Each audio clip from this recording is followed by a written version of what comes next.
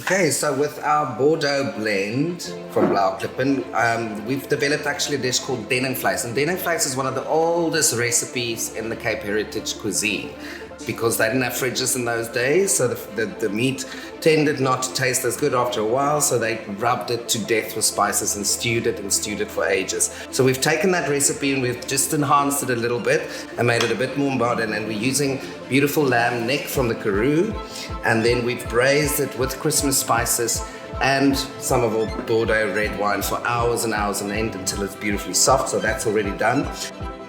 Made with the main ingredient that denningsvleis is made with traditionally from the spice days, and it's a very acidic, prominent spice called tamarind. So here we're going to do a grain stew with barley, which is very South African. And then also forage from the farm, we're going to take serums, which is also very acidic, and that's going to go on top of the fatty meat because acidity with fatty meat is a match made in heaven. And then we're going to make a serum pesto with fresh pine nuts roasted, and pine nuts also from the farm. You have to go pick them up and then open them up. It's brutal work, but it's totally worth it.